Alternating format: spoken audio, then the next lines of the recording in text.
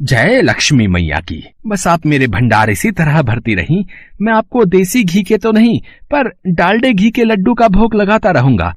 ओ बंसी, इधर आ।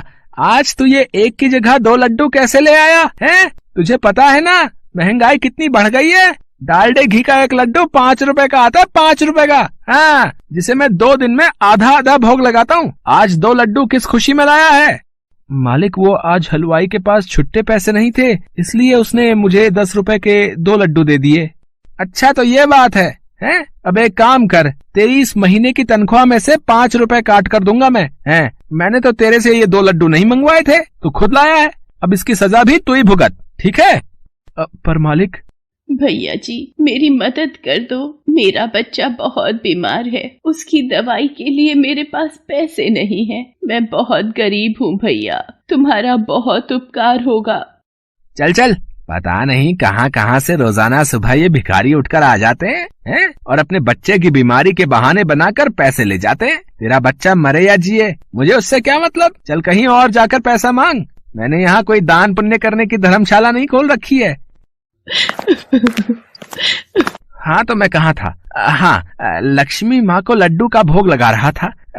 अरे, ये लड्डू तो जमीन पर गिर गया लगता है। आज लक्ष्मी माँ को इस लड्डू का भोग नहीं लगा पाऊंगा। कोई बात नहीं, जमीन पर गिरा लड्डू मैं ही खा लेता हूँ। ये साहूकार बहुत निर्दयी है, मैं इसके यहाँ कदापि नहीं रहूंगी। मैं यहाँ से चली जाऊंगी। हाँ, मुझे यहाँ से जाना ही होगा। साहूकार का ऐसा निर्दयी और कठोर व्यवहार देखकर देवी लक्ष्मी उससे नाराज हो जाती हैं और वहाँ से क्रोधित होकर चली जाती हैं। देवी लक्ष्मी एक साधारण बूढ़ी स्त्री के रूप में पैदल मार्ग पर चली जा रही थी। तभी उन्हें वहाँ पर बैठा हुआ एक नाव वाला मिला। सुनो भैया, क्या तुम मुझे नदी पार करवा सकते हो? मुझे अपने स्थान पर शीघ्र वापस लौटना है, पर मेरे पास तुम्हें देने के लिए कोई धनराशि नहीं है। कोई बात नहीं, आप मुझे धनराशि बाद में दे जाना, मैं आपको नदी पार करवा देता हूँ। वैसे आप रहती कहाँ हो? मैं वो नदी पार पहाड़ों पर रहती हूँ। आज सुबह से नाव की एक भी सवारी नहीं मिली। रघु की फीस भरना बहुत मुश्किल है। अरे ये क्या, इनके हाथों के स्पर्श से नदी में कमल खिल उठे हैं। नाव वाला ये देखकर हैरान रह जाता है कि बूढ़ी स्त्री के हाथों के स्पर्श से नदी के जल में कमल खिलाए हैं। देवी लक्ष्मी नाव वाले के मन की व्यथा को सुन लेती हैं और वो उससे प्रश्न करती हैं। मुझे इस मनुष्य पर अपनी कृपा बरसानी होगी। ये मनुष्य गरीब और दुखी होकर भी दयालु है। बेटा, तुम बहुत उदास दिखाई देते हो, अपने मन की व्यथा मुझसे कहो।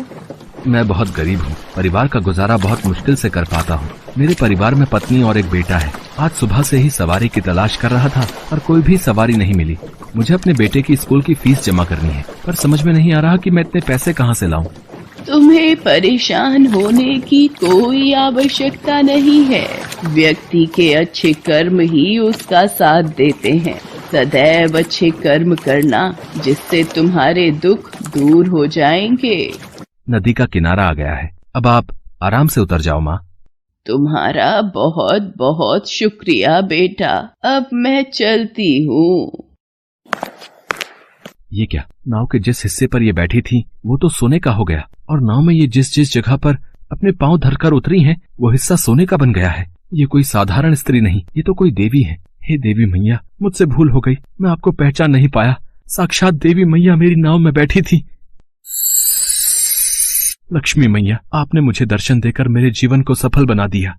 पुत्र, तुमने मुझे मनुष्य रूप में निस्वार्थ भावना से नदी पार करवाई। तुम बहुत नेक दिल हो, और जो मनुष्य दूसरों की सहायता के लिए मददगार होते हैं, उन पर मेरी कृपा हमेशा बनी रहती है। तुम मेरी परीक्षा में सफल हुए हो पुत्र। दयालु मनुष्य सदैव ईश्वर को प्रिय होते हैं। कपटी और कंजूस मनुष्यों के घर मेरा वास कभी नहीं रहता। मांगो पुत्र, तुम्हारी जो भी इच्छा है मांगो।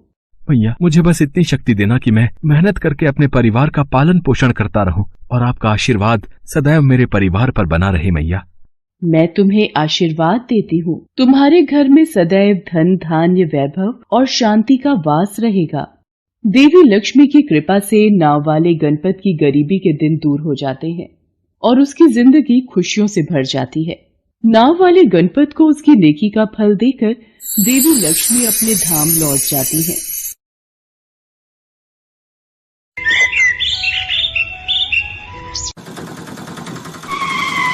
क्या हुआ भैया, ये ऑटो क्यों रुक गया? जी मैडम, मुझे लगता है इसमें कुछ खराबी आ गई है। आप दूसरा ऑटो लेकर चले जाइए। ओहो, एक तो वैसे भी ऑफिस के लिए लेट हो रहा है और अब आपके खटारा ऑटो की वजह से मेरा टाइम और खराब हो गया। इंदौर शहर में रहने वाला किशोर एक ऑटो चालक था। हर रोज सुबह अपना ऑटो लेकर वो ऑटो स्टैंड पर आ जाया करता था। सारा दिन ऑटो स्टैंड पर बैठकर किशोर सवारियों का इंतजार करता था, लेकिन उसके ऑटो में मुश्किल से 3-4 सवारी ही बैठती थी, जिसका कारण था उसका पुराना और खटारा ऑटो। दिन पर दिन उसे कम सवारियां मिलने से उसका काम धंधा सही से नहीं चल रहा था, जिसकी वजह से किशोर काफी टेंशन में रहता था। न जाने ये सवारियां मेरे ऑटो में क्यों नहीं बैठती, जबकि मैं औरों के मुकाबले किराया भी कम लेता हूँ। इस ऑटो से तो अब घर गृहस्थी चलाना भी मुश्किल हो गया है। किशोर सोच में डूबा ही होता है कि तभी एक महिला सवारी अपने बच्चे को लेकर उसके ऑटो के पास आती है। अरे भैया, मोहन नगर चलोगे क्या? जी बहन जी। तभी वहाँ सुभाष अपना नया ऑटो लेकर आ जाता है और वो महिला अपने बच्चे के साथ सुभाष के नए ऑटो में बैठ जाती है। अरे किशोर भैया, कब तक इस खटारा को चलाते रहोगे? इसकी वजह से तो अब तुम्हें सवारी भी नहीं मिलती। मेरी मानो तो अब एक नया ऑटो निकाल ही लो। और इतना कहकर सुभाष अपनी सवारी लेकर चला जाता है। लेकिन किशोर की आर्थिक स्थिति इतनी अच्छी नहीं थी कि वो नया ऑटो ले पाता। वो तो अपनी घर गृहस्थी बड़ी मुश्किल से चला पा रहा था। किशोर माँ दुर्गा का बहुत बड़ा भक्त था, इसलिए वो मंदिर जाकर दुर्गा माँ से प्रार्थना किया करता था। हे दुर्गे माँ, तुम तो सारे जगत का कल्याण करती हो, मेरा भी कर दो। अपने पुराने ऑटो से तो मैं अपने परिवार का पालन पोषण भी नहीं कर पा रहा हूँ। मेरी मदद करो माँ, मुझे एक नया ऑटो दिलवा दो, मेरी मदद करो।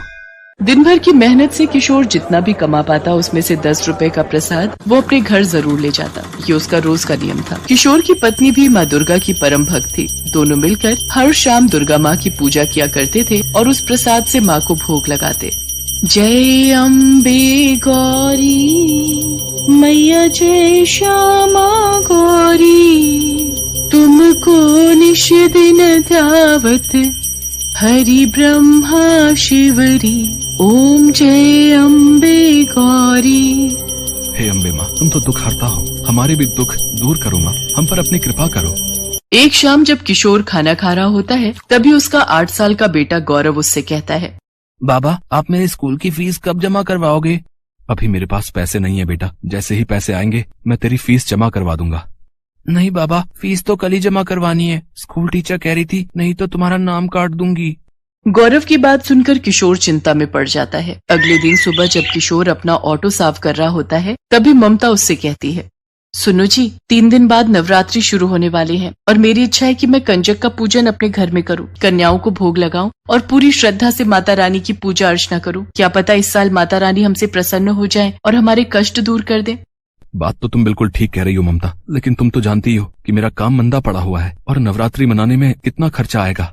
देखो जी, खर्चे की बिल्कुल भी आप चिंता मत करो। हमारी शादी पर जो सोने की अंगूठी आपने मुझे दी थी, उसी को बेचकर हम नवरात्रि पूजन कर लेंगे। ठीक है ममता, दुर्गा माँ की उपासना करने के लिए जो तुम्हें सही लगे वो तुम कर लो। किशोर और ममता आपस में बात कर ही रहे होते हैं कि तभी वहाँ पर किशोर का मकान मालिक सेठ पन्नालाल आ जाता है और वो किशोर से कहता है, चल ला भाई किशोर, मेरा भाड़ा निकाल। पिछले 4 महीने से तू मुझे बेवकूफ बनाया जा रहा है। तू मेरा किराया क्यों नहीं देता रे? आप तो जानते ही हैं मेरा काम मंदा पड़ा हुआ है, खाने पीने के भी लाले पड़े हुए हैं, इसीलिए आपका किराया नहीं दे पा रहा हूँ। हाँ सेठ जी, मेहरबानी करके हमें कुछ दिन की मोहलत और दे दीजिए, हम जल्दी ही आपका सारा किराया भर देंगे। ठीक है ममता, अब भला तुम्हारी बात मैं कैसे टाल सकता हूँ? तुम कहती हो तो मैं 10 दिन की मोहलत और दिए देता हूँ, लेकिन 11वें दिन मुझे अपना पूरा भाड़ा चाहिए, नहीं तो मेरा मकान खाली कर देना। इतना कहकर सेठ पन्नालाल वहाँ से चला जाता है। हे देवी माँ, मेरी सहायता करो, मुझे इन कष्टों से कब छुटकारा दिलवाओगी? मेरी मदद करो माँ। उसके बाद किशोर अपना ऑटो स्टार्ट करके काम के लिए निकल पड़ता है। उधर देवलोक में देव ऋषि नारद दुर्गा माँ से कहते हैं, नारायण नारायण, हे जगत जननी, हे दुर्गा माँ, आपके भक्त किशोर और ममता आपकी दिन रात उपासना करते हैं, सच्चे मन से भक्ति करते हैं, आप पर कितनी श्रद्धा रखते हैं, परंतु फिर भी वो कितने कष्ट भोग रहे हैं। आप उनका उद्धार क्यों नहीं कर रही हैं माता? देवऋषि नारद, इस संसार में हर मनुष्य अपने पिछले जन्म में किए गए कर्मों को भी भोगता है। इस जन्म में भले ही वो मनुष्य कितना भी भला और सच्चा भक्त क्यों न हो, परंतु पिछले जन्म में किए गए पाप का कष्ट उसे भोगना ही होगा। और अभी ये दोनों भक्त परीक्षा से गुजर रहे हैं और जैसे ही इनकी परीक्षा खत्म हो जाएगी, मैं इन पर अपनी कृपा अवश्य करूँगी। जय माँ दुर्गे, जय माँ दुर्गे, नारायण नारायण। किशोर अपने ऑटो में बैठा हुआ रेलवे स्टेशन के बाहर सवारियों का इंतजार कर रहा था। तभी वहाँ 2 ऑटो वाले और भी खड़े थे। तभी एक बुजुर्ग महिला स्टेशन से निकलकर सड़क पार जाने लगती है कि इतने में 2 बाइक सवार वहाँ पर आते हैं और पीछे बैठा हुआ बाइक सवार बुजुर्ग महिला का पर्स झपट कर फरार हो जाते हैं। बुजुर्ग महिला चोट खाकर सड़क पर गिर जाती है। किशोर और दूसरे ऑटो ड्राइवर जोर से भागते हुए बुजुर्ग महिला के पास जाते हैं और कहते हैं, अरे माँ जी, कौन थे वो लोग जो आपको मारकर भाग गए? हाय रे, मार दिया। चोर उचक्के ही होंगे बेटा, और कौन हो सकता है। तभी तो वो मेरा पर्स छीन कर ले गए हैं। आपको कहाँ जाना है माता जी? आइए, मैं आपको अपने ऑटो में छोड़ देता हूँ। मुझे तो दुर्गा माँ के बड़े मंदिर में जाना था बेटा, पर अब तो मेरे पास पैसे भी नहीं है। क्या तुम मुझे मुफ्त में वहाँ छोड़ दोगे? मुफ्त में? आप कैसी बातें कर रही माता जी? हम मुफ्त सेवा करने के लिए थोड़ी ना ऑटो चलाते हैं। अरे भाई चलो यहाँ से, ये तो मुफ्त खोर सवारी है। तभी दोनों ऑटो ड्राइवर वहाँ से चले जाते हैं। किशोर बुजुर्ग महिला को सड़क से उठाकर उससे कहता है, आइए माता जी, मैं आपको अपने ऑटो में दुर्गा माँ के मंदिर छोड़ देता हूँ। पर बेटा, मेरे पास तो पैसे ही नहीं है। कोई बात नहीं माता जी, मैं आपको बिना किराए के ही बड़े मंदिर पहुँचा दूंगा। सच बेटा? तुम मुझे बिना किराए के ही छोड़ कर आओगे तो इससे तुम्हारा नुकसान नहीं होगा? अरे नहीं माता जी, मेरा कोई नुकसान नहीं होगा। आप तो मेरी माँ के समान हैं और आपकी मदद करने में मुझे खुशी होगी। अपना हाथ दीजिए माँ जी और चलिए मेरे साथ। किशोर बुजुर्ग महिला को अपने ऑटो में बिठाकर दुर्गे माँ के बड़े मंदिर की ओर निकल पड़ता है और थोड़ी ही देर में मंदिर पहुँचा देता है। लो माँ जी, दुर्गा माँ का मंदिर आ गया। जुग जुग जियो बेटा, सदा खुश रहो। माता रानी तुम्हारी हर मनोकामना पूरी करे। और तभी एक चमत्कार होता है। वो बुजुर्ग महिला दुर्गा माँ के अवतार में आ जाती है और किशोर से कहती है, किशोर, तुम अपनी परीक्षा में सफल हुए पुत्र। मैं तुम दोनों पति पत्नी की भक्ति से अत्यंत प्रसन्न हूँ। तुम इसी तरह पुण्य कर्म करते रहना। आज के बाद तुम लोगों के सारे कष्ट दूर हो जाएंगे और मेरा आशीर्वाद सदैव तुम लोगों पर बना रहेगा। हे माँ दुर्गा, आपने तो अपने दर्शन देकर आज मेरा जीवन धन्य कर दिया माँ। जय माँ दुर्गे, आपकी सदैव जय हो माँ। किशोर को आशीर्वाद देकर माँ दुर्गा अंतर ध्यान हो जाती हैं। इसके बाद किशोर वापस अपने ऑटो की ओर जाता है तो देखता है कि ऑटो की पीछे वाली सीट पर एक बड़ा सा बैग रखा होता है। जैसे ही वो उस बैग को खोलता है तो उसमें ढेर सारे सोने के गहने होते हैं। किशोर समझ जाता है कि ये गहने माता रानी ही उसकी मदद के लिए छोड़ कर गई है। हे दुर्गे माँ, आपने तो एक बार में मेरे ऑटो में बैठते ही मुझे माला माल कर दिया। आप धन्य हो। जय माँ दुर्गे, जय माँ दुर्गे। इसके बाद किशोर और ममता के सारे दुख सुख में बदल जाते हैं। किशोर अपना नया घर खरीद लेता है और 4 नए ऑटो भी निकलवा लेता है, जिसमें से एक ऑटो वो खुद चलाता है और बाकी 3 किराए पर दे देता है। अब उसके ऑटो में खूब सवारियां बैठने लगी थी और वो बहुत अच्छी कमाई करने लगा था।